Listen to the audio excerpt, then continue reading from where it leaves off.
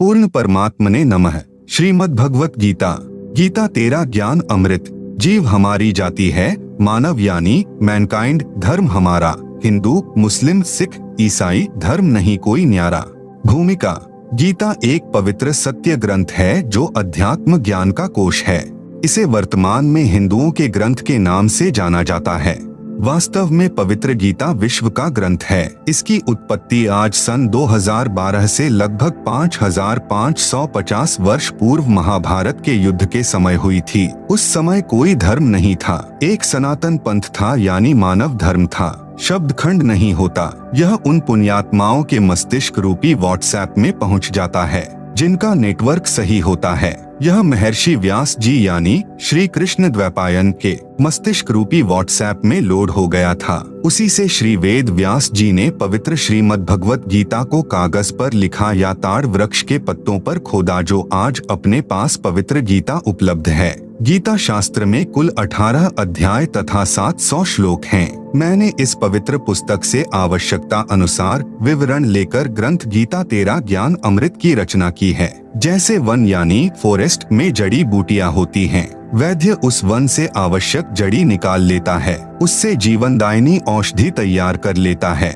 One फिर भी विद्यमान रहता है। इसी प्रकार पुस्तक गीता तेरा ज्ञान अमृत एक औषधि जाने और इसको पढ़कर ज्ञान की घूंट पीकर अपना जन्म मरण यानी वृद्धावस्था और मृत्यु का रोग नाश कराएं। अध्यात्म ज्ञान के बिना मनुष्य जीवन अधूरा है। यदि किसी के पास अरबों खरबों की संपत्ति है, फिर भी वह अपने जीवन में कुछ कमी महसूस करता है। उसकी पूर्ति के लिए मनुष्य पर्यटक स्थलों पर जाता है। उस समय उसको कुछ अच्छा लगता है, परंतु उससे पूरा जीवन अच्छा नहीं हो सकता, नहीं इससे आत्म कल्याण हो सकता। 2-3 दिन के पश्चात पुनः वही दिनचर्या प्रारंभ हो जाती है। फिर भी कुछ अधूरा सा लगता है। वह कमी परमात्मा की भक्ति की है। उसकी पूर्ति के लिए विश्व का धार्मिक मानव अपनी परंपरागत साधना करता है। यदि उस साधक की वह साधना शास्त्रों के अनुकूल है तो लाभ होगा। यदि शास्त्र विधि को त्याग कर मनमाना आचरण अर्थात मनमानी साधना करते हैं तो वह गीता अध्याय 16 श्लोक 23 से 24 के अनुसार व्यर्थ है।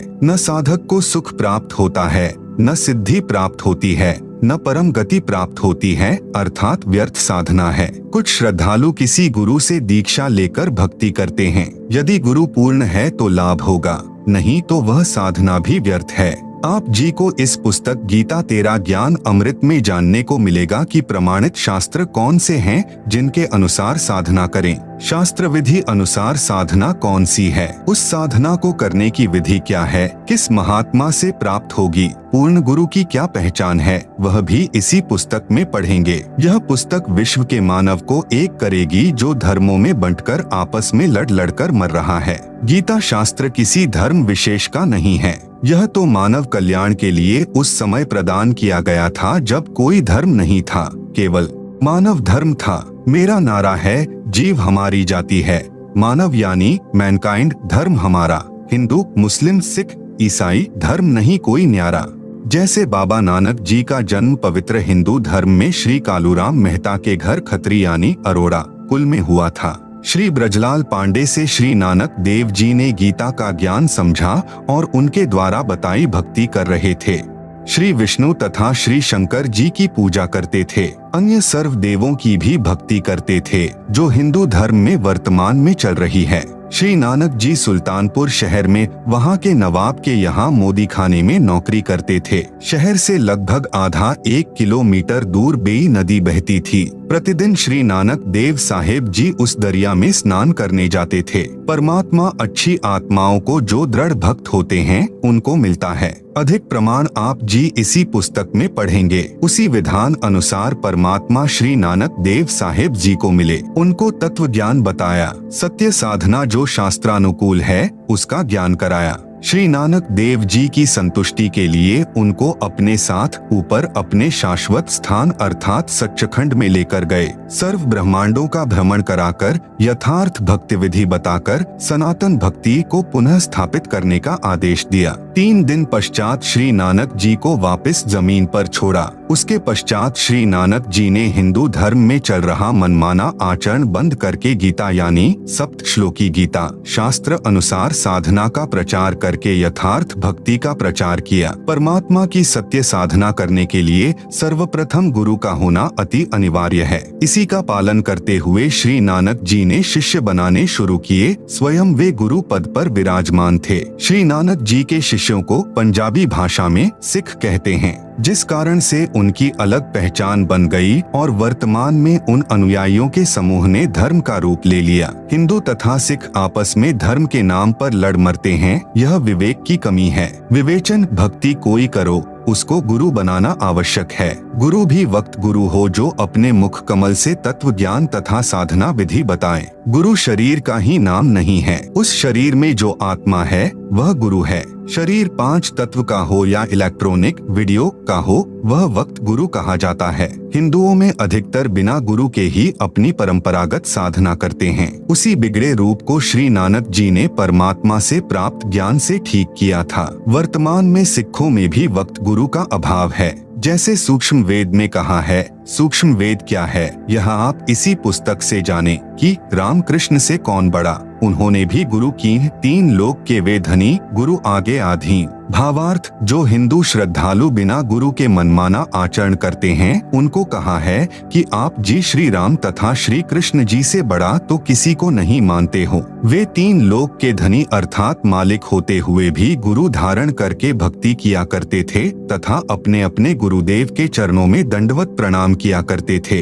श्री रामचंद्र जी के गुरु जी ऋषि वशिष्ठ जी थे तथा श्री कृष्ण चंद्र जी के गुरु जी ऋषि दुर्वासा जी थे। संदीपनी ऋषि तो अक्षर ज्ञान कराने वाले अध्यापक थे। ऋषि दुर्वासा जी आध्यात्मिक गुरु श्री कृष्ण जी के थे।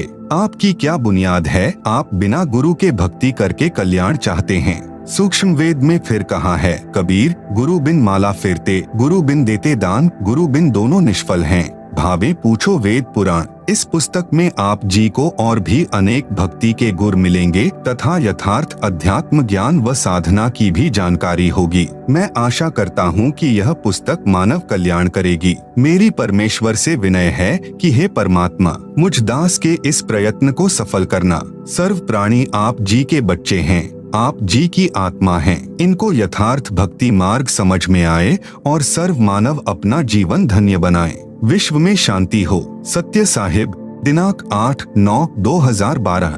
लेखक संत रामपाल दास महाराज, सतलोक आश्रम बरवाला, हरियाणा, भारत। आप सुन रहे हैं जगत गुरु तत्वदर्शी संत रामपाल जी महाराज द्वारा लिखित पुस्तक गीता तेरा ज्ञान अमृत का पेज नंबर 1। 2 शब्द, जीव हमारी जाति है, मानव धर्म हमारा। हिंदू, मुस्लिम, सिख, ईसाई धर्म नहीं कोई न्यारा। श्रीमद् भगवत गीता का ज्ञान जिस समय सन 2012 से लगभग 5550 वर्ष पूर्व बोला गया, उस समय कोई धर्म नहीं था। हिंदू धर्म यानी आदि शंकराचार्य द्वारा चलाई गई 5 देव उपासना वाली परंपरा को अपनाने वाले हिंदू कहे जाने लगे। वास्तव में यह सनातन पंथ है जो लाखों वर्षों से चला आ रहा है। उस हिंदू धर्म की स्थापना आदि प्रथम शंकराचार्य जी ने सन 2012 से 2500 वर्ष पूर्व की थी। आदि शंकराचार्य जी का जन्म ईसा मसीह से 508 वर्ष पूर्व हुआ था। 8 वर्ष की आयु में उन्हें उपनिषदों का ज्ञान हो गया।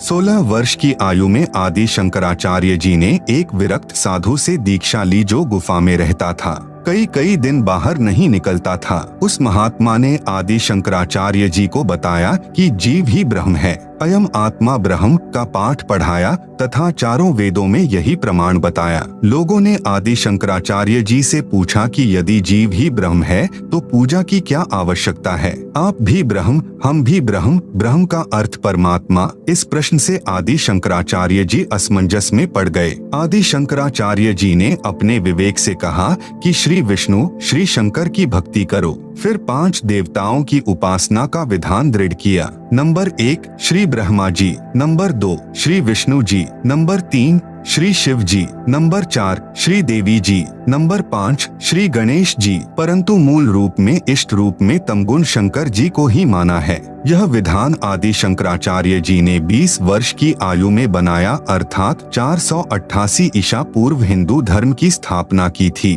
उसके प्रचार के लिए भारत वर्ष में चारों दिशाओं में एक एक शंकर मठ की स्थापना की।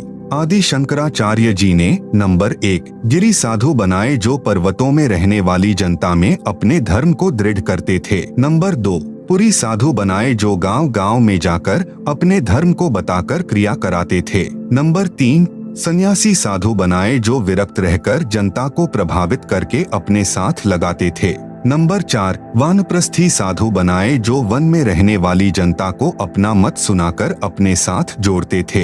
वेदों ऋग्वेद, यजुर्वेद, सामवेद और अथर्ववेद तथा गीता व पुराणों उपनिषदों को सत्य ज्ञान युक्त पुस्तक मानते थे, जो आज तक हिंदू धर्म के श्रद्धालु इन्हीं धार्मिक ग्रंथों को सत्य मानते हैं। इस प्रकार हिंदू धर्म की स्थापना ईसा से 488 वर्ष पूर्व यानी सन 2012 से 2500 वर्ष पूर्व हुई थी। आदि शंकराचार्य जी 30 वर्ष की आयु में असाध्य रोग के कारण शरीर त्याग कर भगवान शंकर के लोक में चले गए, क्योंकि वे शंकर जी के उपासक थे।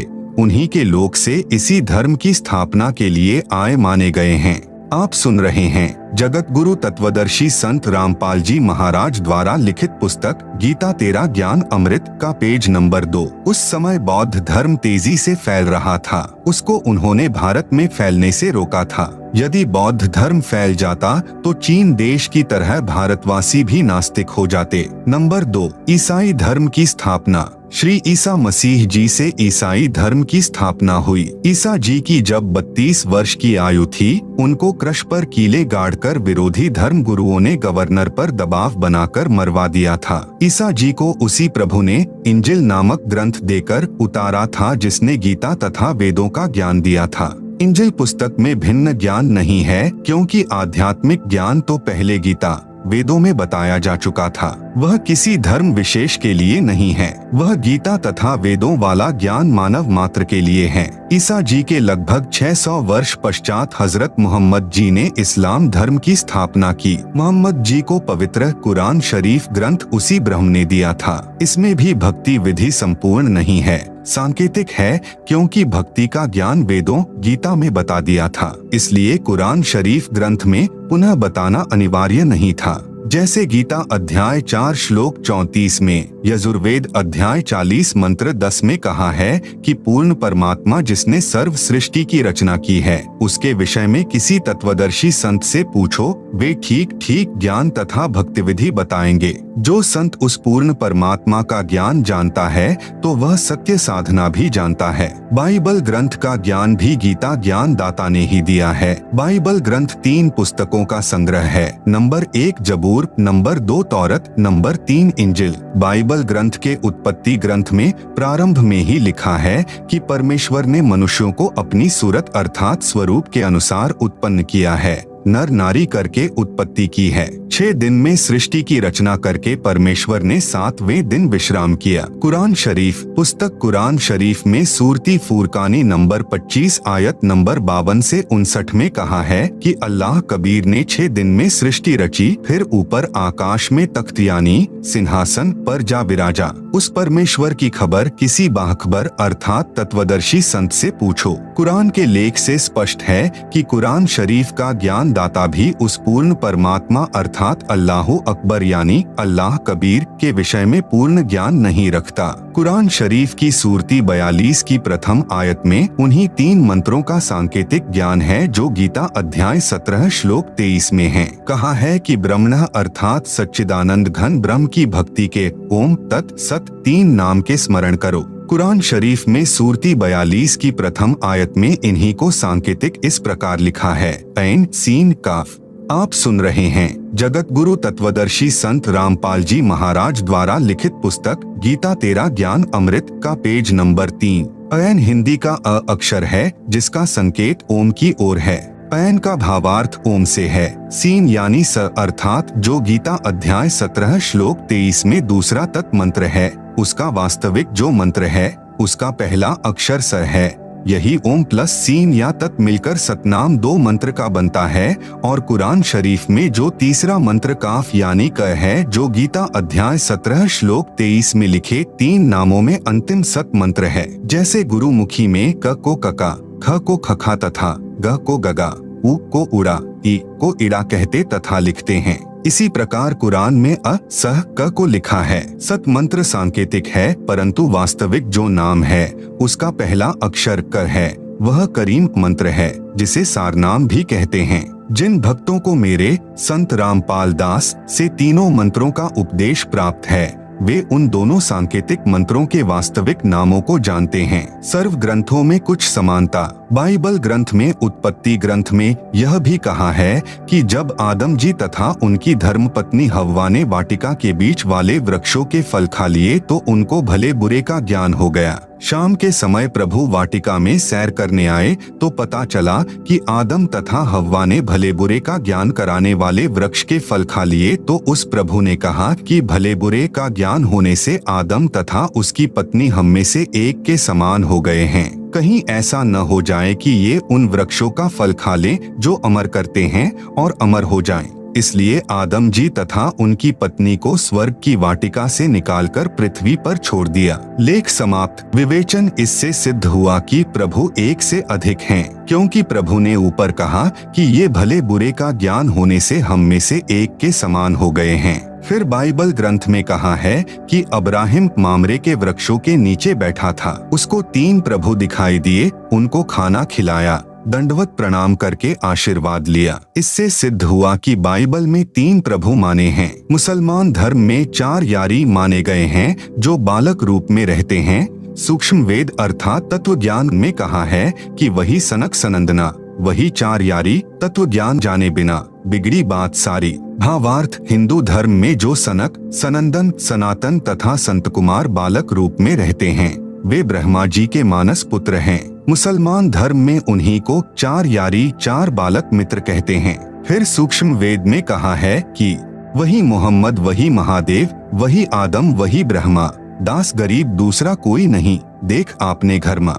आप सुन रहे हैं जगत गुरु तत्वदर्शी संत रामपाल जी महाराज द्वारा लिखित पुस्तक गीता तेरा ज्ञान अमृत का पेज नंबर 4। भावार्थ। मुसलमान धर्म के प्रवर्तक हजरत मोहम्मद जी भगवान शिव के लोक से आए पुण्यकर्मी आत्मा थे जो परंपरागत साधना ही एक गुफा में बैठकर किया करते थे। शिव जी का एक गण जो 11 रुद्रों में से एक है, वह मोहम्मद जी से उस गुफा में मिले। उन्हीं की भाषा यानी अरबी भाषा में काल प्रभु अर्थात ब्रह्म का संदेश सुनाया। उसी रुद्र को मुसलमान जबरील फरिश्ता कहते हैं, जो नेक फरिश्ता माना जाता है। भावार्थ है कि हजरत मोहम्मद भी शिव के बच्चे हैं। जो मुसलमान धर्म का पवित्र तीर्थ स्थल काबा है, उसमें भगवान शंकर के लिंग के आकार का पत्थर लगा है, उसको मुसलमान श्रद्धालु सिजदा अर्थात प्रणाम करते हैं। नंबर 2। आदम बाबा।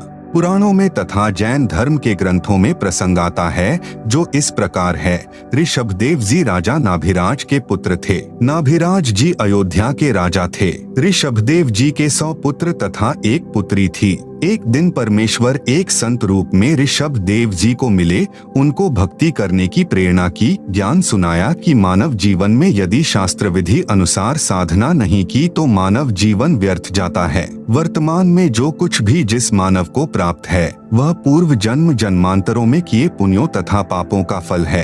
आप राजा बने हो, यह आपका पूर्व का शुभ कर्म फल है। यदि वर्तमान में भक्ति नहीं करोगे तो आप भक्ति शक्तिहीन तथा पुण्यहीन होकर नरक में गिरोगे तथा फिर अन्य प्राणियों के शरीरों में कष्ट उठाओगे। जैसे वर्तमान में इन्वर्टर की बैटरी चार्ज कर रखी है और चार्जर निकाल रखा है, फिर भी वह बैटरी कार्य कर रही है। इन्वर्टर से पंखा भी चल रहा है, बल्ब ट्यूब भी जग रहे हैं। यदि चार्जर को फिर से लगाकर चार्ज नहीं किया तो कुछ समय उपरांत इन्वर्टर सर्व कार्य छोड़ देगा, न पंखा चलेगा, न बल्ब, न ट्यूब जगेंगी। इसी प्रकार मानव शरीर एक इन्वर्टर है, शास्त्र अनुकूल भक्ति चार्जर है, परमात्मा की शक्ति से मानव फिर से चार्ज हो जाता है, अर्थात भक्ति की शक्ति का धनी तथा पुण्यवान हो जाता है। यह ज्ञान उस ऋषि रूप में प्रकट परमात्मा के श्री मुख कमल से सुनकर ऋषभदेव जी ने भक्ति करने का पक्का मन बना लिया। ऋषभदेव जी ने ऋषि जी का नाम जानना चाहा तो ऋषि जी ने अपना नाम कविदेव अर्थात कबीरदेव बताया तथा यह भी कहा कि मैं स्वयं पूर्ण परमात्मा हूँ। मेरा नाम चारों वेदों में कबीरदेव लिखा है। मैं ही परम अक्षर ब्रह्म हूँ। आप सुन रहे हैं जगत गुरु तत्वदर्शी संत रामपाल जी महाराज द्वारा लिखित पुस्तक गीता तेरा ज्ञान अमृत का पेज नंबर 5 सूक्ष्म वेद में लिखा है, ऋषभ देव के आया कभी नामे करता 9 योगेश्वर को समझाया जनक विदेह उद्धार। भावार्थ, ऋषभदेव जी को कभी नाम से परमात्मा मिले, उनको भक्ति की प्रेरणा की। उसी परमात्मा ने 9 योगेश्वरों तथा राजा जनक को समझाकर उनके उद्धार के लिए भक्ति करने की प्रेरणा की। ऋषभदेव जी को यह बात रास नहीं आई कि यह कबीरदेव ऋषि ही प्रभु है, परंतु भक्ति का दृढ़ मन बना लिया। एक तपस्वी ऋषि से दीक्षा लेकर ओम नाम का जाप तथा हठ योग किया। ऋषभदेव जी का बड़ा पुत्र भरत था। भरत का पुत्र मारीची था। ऋषभदेव जी ने पहले 1 वर्ष तक निराहार रहकर तप किया, फिर 1000 वर्ष तक घोर तप किया। तपस्या समाप्त करके अपने पौत्र अर्थात भरत के पुत्र मारीची को प्रथम धर्मदेशना यानी दीक्षा दी। यह मारीची वाली आत्मा 24वें तीर्थंकर महावीर जैन जी हुए थे। ऋषभदेव जी ने जैन धर्म नहीं चलाया, यह तो श्री महावीर जैन जी से चला है। वैसे श्री महावीर जी ने भी किसी धर्म की स्थापना नहीं की थी, केवल अपने अनुभव को अपने अनुयायियों को बताया था। वह एक भक्ति करने वालों का भक्त समुदाय है। ऋषभदेव जी ओम नाम का जाप ओमकार बोलकर करते थे। उसी को वर्तमान में अपभ्रंश करके अड़ोंकार मंत्र जैनी कहते हैं। इसी का जाप करते हैं। इसको ओंकार तथा ओम भी कहते हैं। हम अपने प्रसंग पर आते हैं। जैन धर्म ग्रंथ में तथा जैन धर्म के अनुयायियों द्वारा लिखित पुस्तक आओ जैन धर्म को जाने में लिखा है कि ऋषभदेव जी जैनी उन्हीं को आदिनाथ कहते हैं वाला जीव ही बाबा आदम रूप में जन्मा था। अब उसी सूक्ष्म वेद की वाणी का सरलार्थ करता हूँ।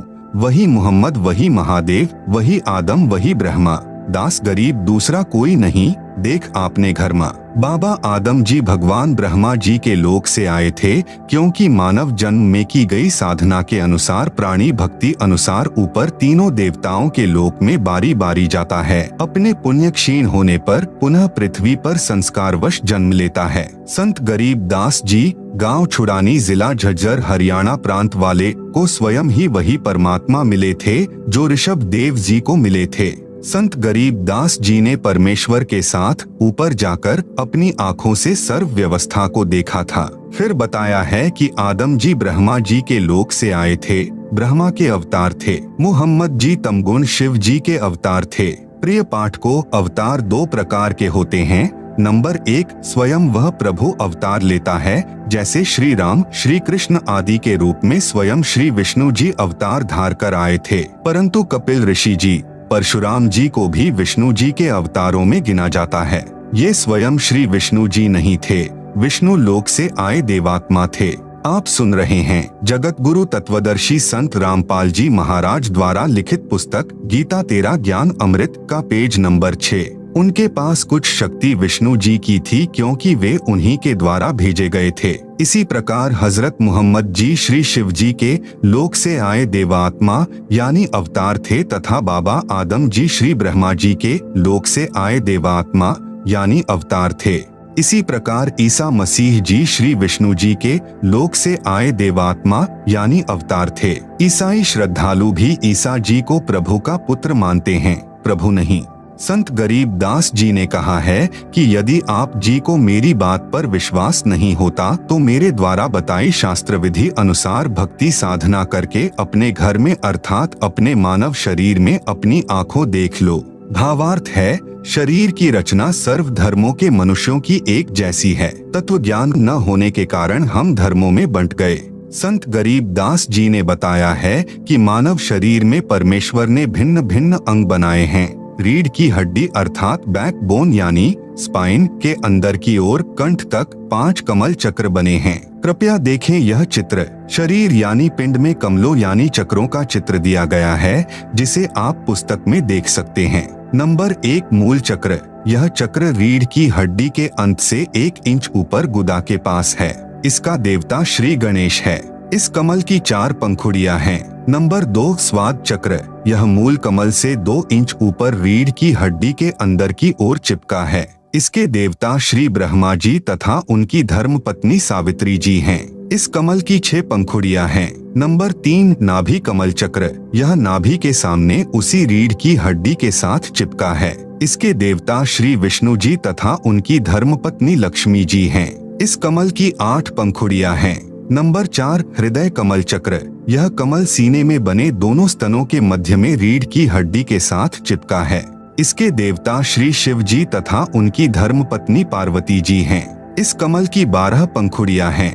आप सुन रहे हैं जगत गुरु तत्वदर्शी संत रामपाल जी महाराज द्वारा लिखित पुस्तक गीता तेरा ज्ञान अमृत का पेज नंबर 7। नंबर 5 कंठ कमल। यह कमल छाती की हड्डियों के ऊपर जहां से गला शुरू होता है उसके पीछे रीढ़ की हड्डी के साथ अंत में है। इसकी प्रधान श्री देवी अर्थात दुर्गा जी हैं। इस कमल की 16 पंखुड़ियां हैं। शेष कमल चक्र ऊपर हैं। नंबर 6 संगम कमल या छठा कमल। यह कमल सुषमणा के ऊपर वाले द्वार पर है। इसकी 3 पंखुड़ियां हैं। इसमें सरस्वती रूप में देवी दुर्गा जी निवास करती हैं। एक पंखुड़ी में देवी दुर्गा सरस्वती रूप में रहती है। उसी के साथ में 72 करोड़ उर्वशी यानी सुंदर परियां रहती हैं, जो ऊपर जाने वाले भक्तों को अपने जाल में फंसाती हैं। दूसरी पंखुड़ी में सुंदर युवा नर रहते हैं, जो भक्त मतियों को आकर्षित करके काल जाल में रखते हैं।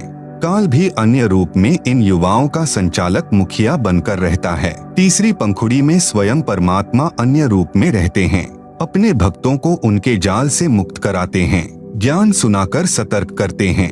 नंबर 7 त्रिकुटी कमल चक्र। यह दोनों आँखों की भौहों यानी सेलियों के मध्यम में सिर के पिछले हिस्से में अन्य कमलों की ही पंक्ति में ऊपर है। इसका देवता सतगुरु रूप में परमेश्वर ही है। इस कमल की 2 पंखुड़ियां हैं। एक सफेद यानी वर्ण रंग की, दूसरी काले भंवर यानी भंवरे के रंग की पंखुड़ियां हैं। सफेद पंखुड़ी में सतगुरु रूप में सत्य पुरुष का निवास है। काली पंखुड़ी में नकली सतगुरु रूप में काल निरंजन का वास है। नंबर 8 सहस्र कमल चक्र। यह कमल सिर के मध्य भाग से 2 उंगल नीचे अन्य कमलों की ही पंक्ति में है। हिंदू धर्म के व्यक्ति सिर पर बालों की चोटी रखते थे, कुछ अब भी रखते हैं। इसके नीचे वह सहस्र कमल दल है। इसका देवता ब्रह्म है। इसे क्षर पुरुष भी कहते हैं, जिसने गीता व वेदों का ज्ञान कहा है। इस कमल की 1000 पंखुड़ियां हैं। इनको काल ब्रह्म ने प्रकाश से भर रखा है। स्वयं इसी कमल चक्र में दूर रहता है। वह स्वयं दिखाई नहीं देता, केवल पंखुड़ियां चमकती दिखाई देती हैं। अष्ट कमल दल। इस कमल का देवता अक्षर पुरुष है। इसे परब्रह्म भी कहते हैं। इसकी पंखुड़ियां भी 8 हैं। इसकी स्थिति नहीं बताऊंगा, क्योंकि नकली गुरु भी इसको जानकर जनता को भ्रमित कर देंगे। नंबर 9 शंख कमल दल। इस कमल में पूर्ण ब्रह्म अर्थात परम अक्षर ब्रह्म का निवास है। इसकी शंख पंखुड़ियां है। इसकी स्थिति भी नहीं बताऊंगा, कारण ऊपर लिख दिया है। जो चित्र में दिखाए हैं, इनमें छठा कमल तथा 9वां कमल नहीं दिखाया है। कारण यही है कि विद्यार्थियों की धीरे धीरे ज्ञान वृद्धि की जाती है। कमलों का गहरा रहस्य है। यह कबीर सागर के सारांश में लिखा है। आप सुन रहे हैं जगत गुरु तत्वदर्शी संत रामपाल जी महाराज द्वारा लिखित पुस्तक गीता तेरा ज्ञान अमृत का पेज नंबर 8। शरीर में ये कमल ऐसा कार्य करते हैं जैसे टेलीविजन में चैनल लगे हैं। उन चैनलों में से जिस भी चैनल को चालू करोगे उस पर कार्यक्रम दिखाई देगा। वह कार्यक्रम चल तो रहा है, स्टूडियो में दिख रहा है, टीवी में। इसी प्रकार प्रत्येक कमल का फंक्शन है। इन कमलों को चालू करने के मंत्र हैं, जो यह दास यानी संत रामपाल दास जाप करने को देता है। प्रथम बार दीक्षा इन्हीं चैनलों को खोलने की दी जाती है। मंत्रों की शक्ति से सर्व कमल ऑन यानी चालू हो जाते हैं। फिर साधक अपने शरीर में लगे चैनल में उस देव के धाम को देख सकता है। वहाँ के सर्व दृश्य देख सकता है। इसलिए संत गरीब दास जी ने कहा है कि आप अपने शरीर के चैनल ऑन यानी चालू करके स्वयं देख लो कि आदम जी आपको ब्रह्मा के लोक से आए दिखाई देंगे, क्योंकि वहाँ पर सर्व रिकॉर्ड उपलब्ध है। जैसे वर्तमान में यूट्यूब है, इसी प्रकार प्रत्येक देव के लोक में आप जो पूर्व में हुई घटना देखना चाहें आप देख सकते हैं। इसी प्रकार हजरत मोहम्मद जी आपको शिव जी के लोक से आए दिखाई देंगे। इसी प्रकार ईसा जी भी श्री विष्णु जी के लोक से आए दिखाई देंगे। मक्का महादेव का मंदिर है। भाई बाले वाली जन्म साखी में प्रमाण है। साखी मदीने की चली हिंदी वाली के पृष्ठ 262 पर श्री नानक जी ने 4 इमामों के प्रश्न का जवाब देते हुए कहा है, आंखें नानक शाह सच्च सुन हो 4 इमाम, मक्का है महादेव का, ब्राह्मण सन सुल्तान। अब आप जी को अपने उद्देश्य की ओर ले चलता हूँ। आप जी को स्पष्ट करना चाहता हूँ कि जो यथार्थ आध्यात्मिक ज्ञान सूक्ष्म वेद, गीता तथा चारों वेदों में है, वह न तो पुराणों में है, न कुरान शरीफ में, न बाइबल में, न 6 शास्त्रों तथा न 11 उपनिषदों में। उदाहरण जैसे 10वीं कक्षा तक का पाठ्यक्रम गलत नहीं है, परंतु उसमें BA तथा MA वाला ज्ञान नहीं है। वह पाठ्यक्रम गलत नहीं है, परंतु पर्याप्त नहीं है। समझने के लिए इतना ही पर्याप्त है। अन्य उदाहरण गीता अध्याय 2 श्लोक 46 में कहा है कि अर्जुन बड़े जलाशय यानी झील की प्राप्ति के पश्चात छोटे जलाशय यानी तालाब जोहड़ में जितनी आस्था रह जाती है, उसी प्रकार पूर्ण परमात्मा का संपूर्ण ज्ञान होने के पश्चात अन्य ज्ञान तथा भगवानों में वैसी ही आस्था रह जाती है। जिस समय गीता ज्ञान कहा गया था उस समय सर्व मानव जलाशयों के आसपास बसते थे। वर्षा होती थी, तालाब भर जाते थे। पूरे वर्ष उसी जलाशय से मानव स्वयं पानी पीते थे, पशुओं को उसी से पिलाते थे। आप सुन रहे हैं जगत गुरु तत्वदर्शी संत रामपाल जी महाराज द्वारा लिखित पुस्तक गीता तेरा ज्ञान अमृत का पेज नंबर 9। उसके 2 भाग कर लिए जाते थे। यदि एक वर्ष वर्षा न होती तो छोटे जलाशयों पर आश्रित व्यक्तियों को संकट हो जाता था, त्राही त्राही मच जाती थी। झील बहुत बड़ा गहरा जलाशय होता है जिसका पानी 10 वर्ष वर्षा न हो तो भी समाप्त नहीं होता। यदि किसी व्यक्ति को झील वाला जलाशय मिल जाए तो वह तुरंत छोटे जलाशय को छोड़कर उस झील के किनारे बसेरा कर लेता था। इसी प्रकार आप जी को इस पवित्र पुस्तक गीता तेरा ज्ञान अमृत में वह झील वाला जलाशय प्राप्त है। अतिशीघ्र इसके किनारे आकर बसेरा करें और अपना मानव जीवन सुखी करें। कृपा पिएं इस ज्ञान अमृत को और अमर हो जाएं। हिंदू कहते हैं कि मुसलमान सर्व विपरीत साधना करते हैं। हम उदय होते सूर्य को प्रणाम करते हैं, मुसलमान अस्त होते सूर्य को सलाम करते हैं। विवेचन दोनों का आशय सही है, परंतु विवेक की कमी है। हिंदू उदय होते सूर्य को धन्यवाद करते हैं कि हे प्रकाश के देवता, आपका धन्यवाद करते हैं, आपने काली रात के पश्चात उजाला दिया जिससे हम अपना निर्वाह कार्य कर सकेंगे। आप ऐसे ही हम पर कृपा बनाए रखना। मुसलमान जानते हैं कि सुबह तो सूर्य देव का धन्यवाद हमारे बड़े भाइयों हिंदुओं ने हम सबकी मंगल कामना करते हुए कर दिया। सूर्य अस्त होते समय हम सूर्य का धन्यवाद कर देते हैं कि हे प्रकाश करने वाले सूर्य, आपने हम सर्व जीवों को प्रकाश प्रदान करके हम पर बड़ा उपकार किया। हम आपका धन्यवाद करते हैं। आप कल फिर इसी प्रकार कृपा करना। आप भी अल्लाह अकबीर की रचना हो और हम भी उसी की संतान हैं। वास्तव में न तो मुसलमान सूर्य की पूजा करते हैं न हिंदू। दोनों पक्ष पूर्व पश्चिम की ओर मुख करके सुबह हिंदू तथा शाम को मुसलमान परमात्मा की भी पूजा करते हैं। पूजा केवल पूर्ण परमात्मा की करनी चाहिए। अन्य देवों फरिश्तों का आदर करना चाहिए। अधिक ज्ञान के लिए आगे पढ़े गीता का सत्य सार इसी पुस्तक में। निवेदन इसी पुस्तक के अंत में पृष्ठ 204 पर गीता प्रेस गोरखपुर से प्रकाशित श्री जयदयाल गोयंदका जी द्वारा अनुवादित गीता के संबंधित अध्यायों के श्लोकों की फोटोकॉपी लगाई है ताकि आप जी सत्य को तुरंत जान सकें और आप जी को प्रमाण देखने के लिए अन्य गीता खरीदने की आवश्यकता न पड़े। लेखक संत रामपाल दास। आप सुन रहे हैं जगत गुरु तत्वदर्शी संत रामपाल जी महाराज द्वारा लिखित पुस्तक गीता तेरा ज्ञान अमृत का पेज नंबर 10। गीता का सत्य सार। गीता यानी श्रीमद् भगवत गीता।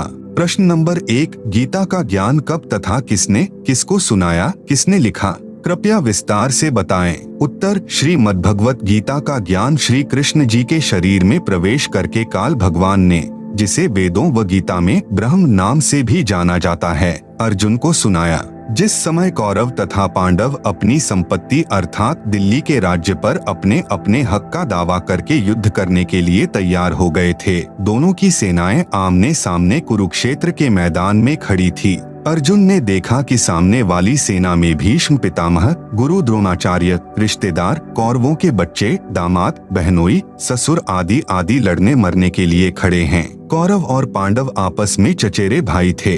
अर्जुन में साधु भाव जागृत हो गया तथा विचार किया कि जिस राज्य को प्राप्त करने के लिए हमें अपने चचेरे भाइयों, भतीजों, दामादों, बहनोइयों, भीष्म पितामह जी तथा गुरुजनों को मारेंगे, यह भी नहीं पता कि हम कितने दिन संसार में रहेंगे। इसलिए इस प्रकार से प्राप्त राज्य के सुख से अच्छा तो हम भिक्षा मांगकर अपना निर्वाह कर लेंगे, परंतु युद्ध नहीं करेंगे। यह विचार करके अर्जुन ने धनुष बाण हाथ से छोड़ दिया तथा रथ के पिछले भाग में बैठ गया। अर्जुन की ऐसी दशा देखकर श्री कृष्ण बोले, देख ले सामने किस योद्धा से आपने लड़ना है।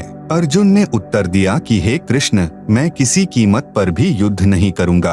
अपने उद्देश्य तथा जो विचार मन में उठ रहे थे उनसे भी अवगत कराया। उसी समय श्री कृष्ण जी में काल भगवान प्रवेश कर गया, जैसे प्रेत किसी अन्य व्यक्ति के शरीर में प्रवेश करके बोलता है। ऐसे काल ने श्री कृष्ण के शरीर में प्रवेश करके श्रीमद्भगवत गीता का ज्ञान युद्ध करने की प्रेरणा करने के लिए तथा कलयुग में वेदों को जानने वाले व्यक्ति नहीं रहेंगे, इसलिए चारों वेदों का संक्षिप्त वर्णन व सारांश गीता ज्ञान रूप में 18 अध्यायों में 700 श्लोकों में सुनाया। श्री कृष्ण को तो पता नहीं था कि मैंने क्या बोला था गीता ज्ञान में। ब्रह्मा कुमारी पंथ वाले इसी काल ब्रह्म को निराकार शिव बाबा कहते हैं। उनका भी कहना है कि गीता का ज्ञान शिव बाबा ने किसी वृद्ध के शरीर में प्रवेश करके बोला था। यह शिव बाबा ब्रह्मा कुमारी वालों का पूज्य प्रभु है। कुछ वर्षों के बाद वेद व्यास ऋषि ने इस अमृत ज्ञान को संस्कृत भाषा में देवनागरी लिपि में लिखा। बाद में अनुवादकों ने अपनी बुद्धि के अनुसार इस पवित्र ग्रंथ का हिंदी तथा अन्य भाषाओं में अनुवाद किया, जो वर्तमान में गीता प्रेस गोरखपुर यूपी से प्रकाशित किया जा रहा है। उसकी फोटोकॉपियां इसी पुस्तक के पृष्ठ 204 से 357 तक लगी हैं। आप सुन रहे हैं जगत गुरु तत्वदर्शी संत रामपाल जी महाराज द्वारा लिखित पुस्तक गीता तेरा ज्ञान अमृत का पेज नंबर 11। प्रश्न, आज यानी सन 2012 तक तो यह सुनने में आया है कि गीता जी का ज्ञान श्री कृष्ण ने बोला। आपने बताया कि श्री कृष्ण के शरीर में प्रवेश करके काल ने गीता ज्ञान कहा और श्री कृष्ण को तो पता ही नहीं था कि उन्होंने क्या ज्ञान कहा था। यह असत्य प्रतीत होता है, कोई प्रमाण बताएं।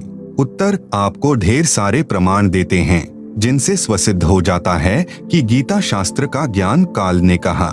सर्वप्रथम गीता से ही प्रमाणित करता हूँ। प्रमाण नंबर 1, गीता अध्याय 10 में जब गीता ज्ञान दाता ने अपना विराट रूप दिखा दिया तो उसको देखकर अर्जुन कांपने लगा, भयभीत हो गया। यहाँ पर यह बताना भी अनिवार्य है कि अर्जुन का साला श्री कृष्ण था, क्योंकि श्री कृष्ण की बहन सुभद्रा का विवाह अर्जुन से हुआ था। गीता ज्ञान दाता ने जिस समय अपना भयंकर विराट रूप दिखाया जो 1000 भुजाओं वाला था, तब अर्जुन ने पूछा कि हे देव, आप कौन हैं? गीता अध्याय 11 श्लोक 31। हे सहस्रा बाहु यानी 1000 भुजा वाले, आप अपने चतुर्भुज रूप में दर्शन दीजिए, क्योंकि अर्जुन उन्हें विष्णु अवतार कृष्ण तो मानता ही था, परंतु उस समय श्री कृष्ण के शरीर से बाहर निकलकर काल ने अपना अपार विराट रूप दिखाया था। मैं भयभीत हूँ, आपके इस रूप को सहन नहीं कर पा रहा हूँ। गीता अध्याय 11 श्लोक 46। विचारे पाठक जन, क्या हम अपने साले से पूछेंगे कि हे महानुभाव, बताइए आप कौन हैं? नहीं। एक समय एक व्यक्ति में प्रेत बोलने लगा। साथ बैठे व्यक्ति ने पूछा, आप कौन बोल रहे हो? उत्तर मिला कि तेरा मामा बोल रहा हूँ, मैं दुर्घटना में मरा था। क्या हम अपने भाई को नहीं जानते? ठीक इसी प्रकार श्री कृष्ण में काल बोल रहा था। प्रमाण नंबर 2, गीता अध्याय 11 श्लोक 21 में अर्जुन ने कहा कि आप तो देवताओं के समूह को ग्रास यानी खा रहे हैं, जो आपकी स्तुति हाथ जोड़कर भयभीत होकर कर रहे हैं। महर्षियों तथा सिद्धों के समुदाय आपसे अपने जीवन की रक्षार्थ मंगल कामना कर रहे हैं। गीता अध्याय 11 श्लोक 32 में गीता ज्ञान दाता ने बताया कि हे अर्जुन, मैं बढ़ा हुआ काल हूँ, अब प्रवृत्त हुआ हूँ, अर्थात श्री कृष्ण के शरीर में अब प्रवेश हुआ हूँ। सर्व व्यक्तियों का नाश करूँगा, विपक्ष की सर्व सेना तू युद्ध नहीं करेगा तो भी नष्ट हो जाएगी। इससे सिद्ध हुआ कि गीता का ज्ञान श्री कृष्ण जी के शरीर में प्रविष्ट होकर काल ने कहा है। श्री कृष्ण जी ने पहले कभी नहीं कहा कि मैं काल हूँ। श्री कृष्ण जी को देखकर कोई भयभीत नहीं होता था। गोप गोपियाँ, ग्वाल बाल, पशु पक्षी सब दर्शन करके आनंदित होते थे। तो क्या श्री कृष्ण जी काल थे? नहीं। आप सुन रहे हैं जगत गुरु तत्वदर्शी संत रामपाल जी महाराज द्वारा लिखित पुस्तक गीता तेरा ज्ञान अमृत का पेज नंबर 12। इसलिए गीता ज्ञान दाता काल है, जिसने श्री कृष्ण जी के शरीर में प्रवेश करके गीता शास्त्र का ज्ञान दिया। प्रमाण नंबर 3, गीता अध्याय 11 श्लोक 47 में गीता ज्ञानदाता ने कहा कि हे अर्जुन, मैंने प्रसन्न होकर अपनी शक्ति से तेरी दिव्य दृष्टि खोलकर यह विराट रूप दिखाया है। यह विराट रूप तेरे अतिरिक्त पहले किसी ने नहीं देखा है। विचारणीय विषय। प्रिय पाठकों, महाभारत ग्रंथ में प्रकरण आता है कि जिस समय श्री कृष्ण जी कौरवों की सभा में उपस्थित थे और उनसे कह रहे थे कि आप दोनों यानी कौरव और पांडव आपस में बातचीत करके अपनी संपत्ति राज्य का बंटवारा कर लो, युद्ध करना शोभा नहीं देता। पांडवों ने कहा कि हमें 5 गांव दे दो, हम उन्हीं से निर्वाह कर लेंगे। दुर्योधन ने यह भी मांग नहीं मानी और कहा कि पांडवों के लिए सुई की नोक के समान भी राज्य नहीं है, युद्ध करके ले सकते हैं। इस बात से श्री कृष्ण भगवान बहुत नाराज हो गए तथा दुर्योधन से कहा कि तू पृथ्वी के नाश के लिए जन्मा है, कुल नाश करके टिकेगा। भले मानव, कहा आधा राज्य, कहा 5 गांव, कुछ तो शर्म कर ले। इतनी बात श्री कृष्ण जी के मुख से सुनकर दुर्योधन राजा आग बबूला हो गया और सभा में उपस्थित अपने भाइयों तथा मंत्रियों से बोला कि इस कृष्ण यादव को गिरफ्तार कर लो। उसी समय श्री कृष्ण जी ने विराट रूप दिखाया। सभा में उपस्थित सर्व सभासद उस विराट रूप को देखकर भयभीत होकर कुर्सियों के नीचे छिप गए, कुछ आंखों पर हाथ रखकर जमीन पर गिर गए। श्री कृष्ण जी सभा छोड़कर चले गए तथा अपना विराट रूप समाप्त कर दिया। अब उस बात पर विचार करते हैं जो गीता अध्याय 11 श्लोक 47 में गीता ज्ञान दाता ने कहा था कि यह मेरा विराट रूप तेरे अतिरिक्त अर्जुन पहले किसी ने नहीं देखा था। यदि श्री कृष्ण गीता ज्ञान बोल रहे होते तो यह कभी नहीं कहते कि मेरा विराट रूप तेरे अतिरिक्त पहले किसी ने नहीं देखा था, क्योंकि श्री कृष्ण जी के विराट रूप को कौरव तथा अन्य सभासद पहले देख चुके थे। इससे सिद्ध हुआ कि श्रीमद् भगवत गीता का ज्ञान श्री कृष्ण ने नहीं कहा, उनके शरीर में प्रेतवत प्रवेश करके काल यानी शरपुरुष ने कहा था। यह तीसरा प्रमाण हुआ। प्रमाण नंबर 4, श्री विष्णु पुराण गीता प्रेस गोरखपुर से प्रकाशित के पृष्ठ 168 पर प्रमाण है कि एक समय देवताओं और राक्षसों का युद्ध हुआ। देवता पराजित होकर समुद्र के किनारे जाकर छिप गए। फिर भगवान की तपस्या स्तुति करने लगे। काल का विधान है, अर्थात काल ने प्रतिज्ञा कर रखी है कि मैं अपने वास्तविक काल रूप में कभी किसी को दर्शन नहीं दूंगा, अपनी योग माया से छिपा रहूंगा। प्रमाण गीता अध्याय 7 श्लोक 24 से 25 में। इसलिए यह काल यानी शरपुरुष किसी को विष्णु जी के रूप में दर्शन देता है, किसी को शंकर जी के रूप में, किसी को ब्रह्मा जी के रूप में दर्शन देता है। आप सुन रहे हैं जगत गुरु तत्वदर्शी संत रामपाल जी महाराज द्वारा लिखित पुस्तक गीता तेरा ज्ञान अमृत का पेज नंबर 13। देवताओं को श्री विष्णु जी के रूप में दर्शन देकर कहा कि मैंने जो आपकी समस्या है वह जान ली है। आप पुरंजय राजा को युद्ध के लिए तैयार कर लो। मैं उस राजा श्रेष्ठ के शरीर में प्रविष्ट होकर राक्षसों का नाश कर दूंगा। ऐसा ही किया गया। अधिक ज्ञान के लिए आप जी विष्णु पुराण पढ़ सकते हैं। प्रमाण नंबर 5, श्री विष्णु पुराण के पृष्ठ 173 पर प्रमाण है कि एक समय नागवंशियों तथा गंधर्वों का युद्ध हुआ। गंधर्वों ने नागों के सर्व बहुमूल्य हीरे, लाल व खजाने लूट लिए, उनके राज्य पर भी कब्जा कर लिया। नागाओं ने भगवान की स्तुति की। वही काल भगवान विष्णु रूप धारण करके प्रकट हुआ। कहा कि आप पुरुकुत्स राजा को गंधर्वों के साथ युद्ध के लिए तैयार कर लें। मैं राजा पुरुकुत्स के शरीर में प्रवेश करके दुष्ट गंधर्वों का नाश कर दूंगा। ऐसा ही हुआ। उपरोक्त विष्णु पुराण की दोनों कथाओं से स्पष्ट हुआ यानी प्रमाणित हुआ कि यह काल भगवान यानी शर पुरुष इस प्रकार अव्यक्त यानी गुप्त रहकर कार्य करता है। इसी प्रकार इसने श्री कृष्ण जी में प्रवेश करके गीता का ज्ञान कहा है। प्रमाण नंबर 6 महाभारत ग्रंथ में गीता प्रेस गोरखपुर यूपी से प्रकाशित में भाग 2 पृष्ठ 800 से 801 पर लिखा है कि महाभारत के युद्ध के पश्चात राजा युधिष्ठिर को राजगद्दी पर बैठाकर श्री कृष्ण जी ने द्वारिका जाने की तैयारी की। तब अर्जुन ने श्री कृष्ण जी से कहा कि आप वह गीता वाला ज्ञान फिर से सुनाओ, मैं उस ज्ञान को भूल गया हूँ। श्री कृष्ण जी ने कहा कि हे अर्जुन, आप बड़े बुद्धिहीन हो, बड़े श्रद्धाहीन हो, आपने उस अनमोल ज्ञान को क्यों भुला दिया। अब मैं उस ज्ञान को नहीं सुना सकता क्योंकि मैंने उस समय योग युक्त होकर गीता का ज्ञान सुनाया था। विचार करें, युद्ध के समय योग युक्त हुआ जा सकता है तो शांत वातावरण में योग युक्त होने में क्या समस्या हो सकती है। वास्तव में यह ज्ञान काल ने श्री कृष्ण में प्रवेश करके बोला था। श्री कृष्ण जी को स्वयं तो वह गीता ज्ञान याद नहीं, यदि वे वक्ता थे तो वक्ता को तो सर्व ज्ञान याद होना चाहिए। श्रोता को तो प्रथम बार में 40% ज्ञान याद रहता है। इससे सिद्ध है कि गीता का ज्ञान श्री कृष्ण जी में प्रवेश होकर काल यानी शर पुरुष ने बोला था। उपरोक्त प्रमाणों से स्पष्ट हुआ कि श्रीमद् भगवत गीता का ज्ञान श्री कृष्ण ने नहीं कहा।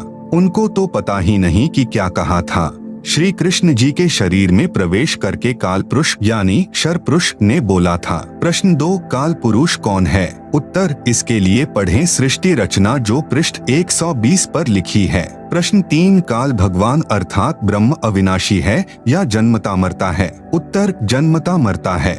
आप सुन रहे हैं जगत गुरु तत्वदर्शी संत रामपाल जी महाराज द्वारा लिखित पुस्तक गीता तेरा ज्ञान अमृत का पेज नंबर 14। प्रश्न नंबर 4 कहाँ प्रमाण है? उत्तर श्रीमद् भगवत गीता अध्याय 2 श्लोक 12, गीता अध्याय 4 श्लोक 5, गीता अध्याय 10 श्लोक 2 में गीता ज्ञान दाता स्वयं स्वीकार करता है कि मेरी भी जन्म व मृत्यु होती है, मैं अविनाशी नहीं हूँ। कहा है कि हे अर्जुन, तेरे और मेरे बहुत जन्म हो चुके हैं, तू नहीं जानता, मैं जानता हूँ। तू, मैं और ये राजा लोग व सैनिक पहले भी थे, आगे भी होंगे, यह न जान कि हम केवल वर्तमान में ही हैं। मेरी उत्पत्ति को न तो देवता लोग जानते और न ही ऋषिजन, क्योंकि यह सब मेरे से उत्पन्न हुए हैं। इससे सिद्ध हुआ कि गीता ज्ञान दाता काल पुरुष अविनाशी नहीं है, इसलिए इसको क्षर पुरुष कहा जाता है। प्रश्न 5 क्या ब्रह्मा विष्णु तथा शिव अविनाशी हैं? उत्तर नहीं, ये नाशवान हैं,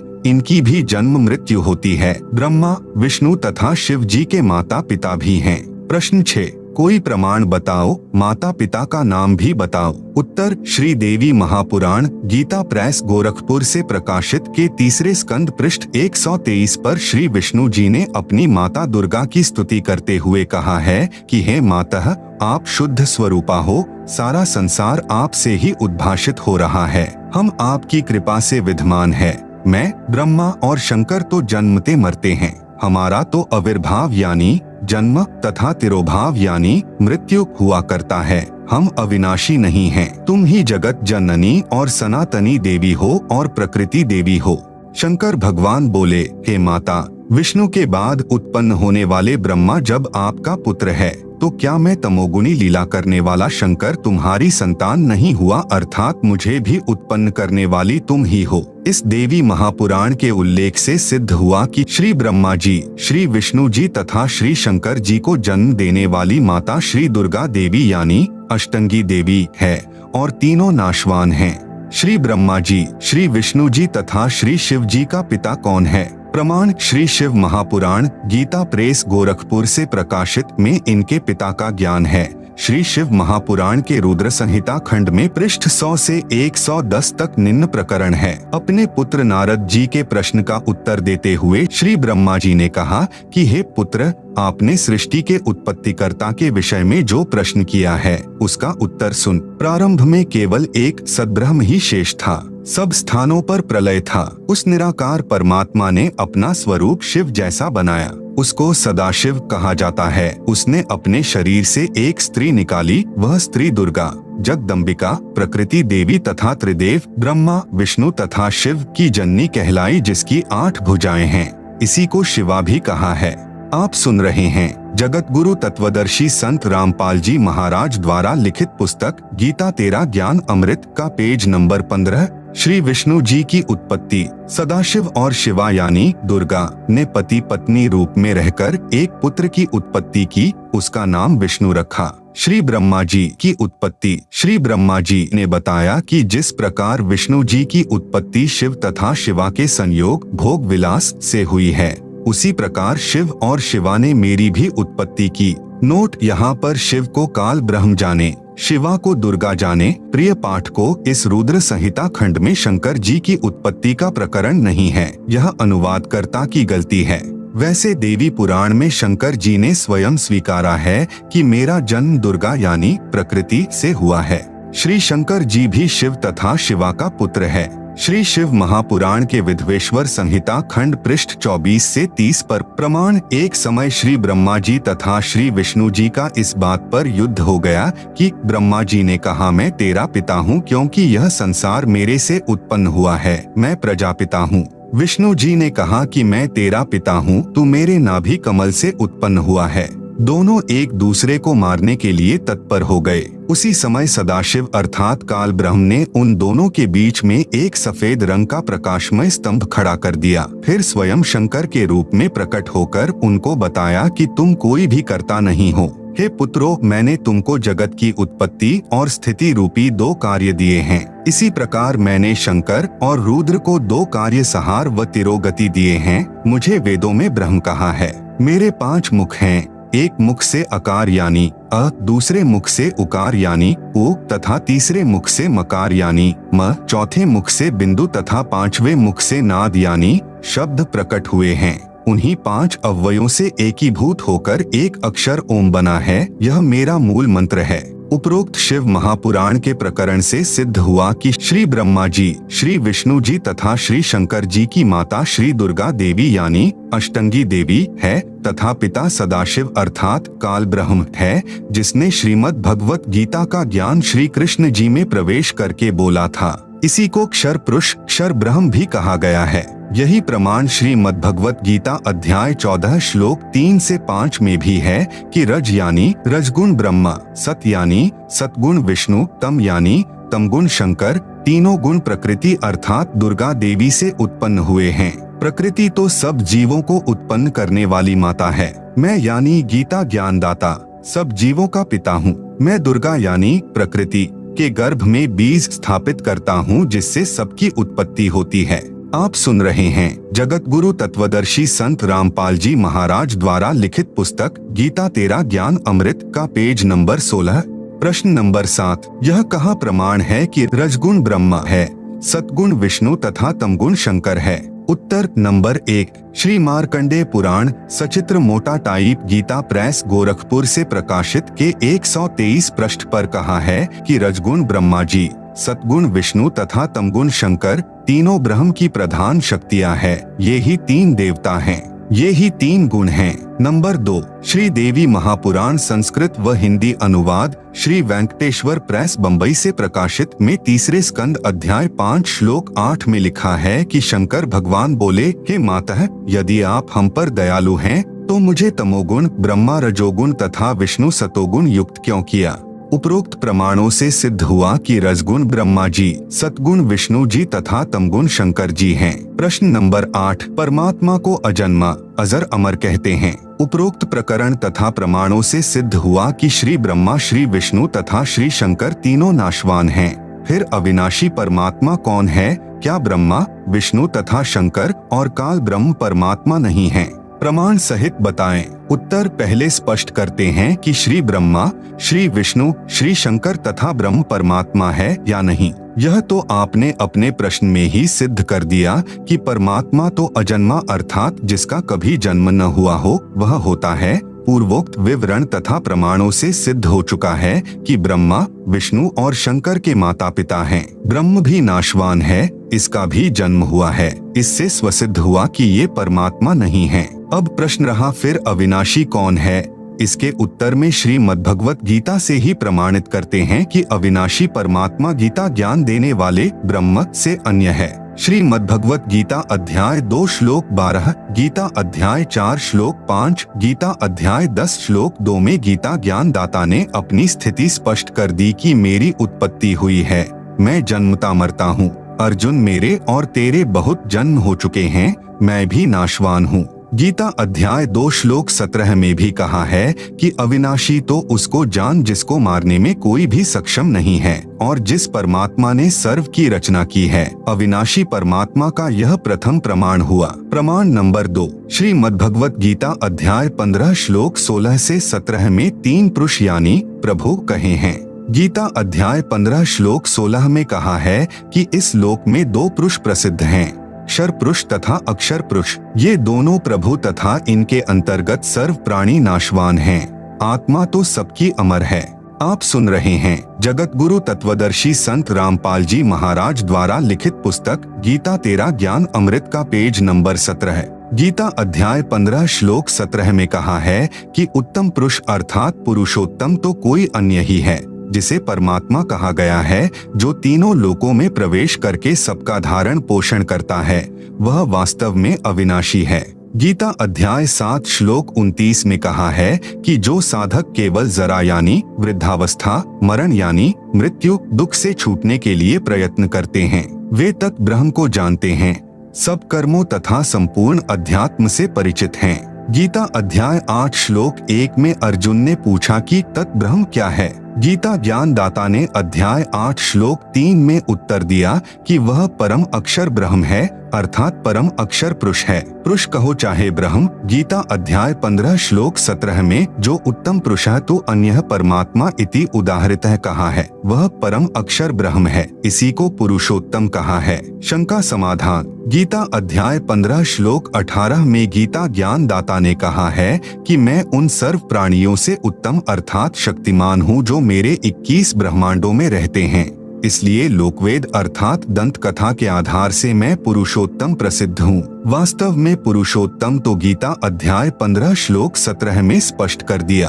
उत्तम पुरुष अर्थात पुरुषोत्तम तो क्षर पुरुष यानी गीता ज्ञान दाता तथा अक्षर पुरुष जो 7 शंख ब्रह्मांडों का स्वामी है से अन्य ही है, वही परमात्मा कहा जाता है। वह सर्व का धारण पोषण करता है, वास्तव में अविनाशी है। वह परम अक्षर ब्रह्म है जो असंख्य ब्रह्मांडों का मालिक है, जो सर्व सृजनहार है, कुल का मालिक है, अर्थात परमात्मा है। प्रश्न नंबर 9, अक्षर का अर्थ अविनाशी होता है। आपने गीता अध्याय 15 श्लोक 16 में भी अक्षर पुरुष को भी नाशवान बताया है, कृपया स्पष्ट करें। उत्तर, यह सत्य है कि अक्षर का अर्थ अविनाशी होता है, परंतु प्रकरणवश अर्थ अन्य भी होता है।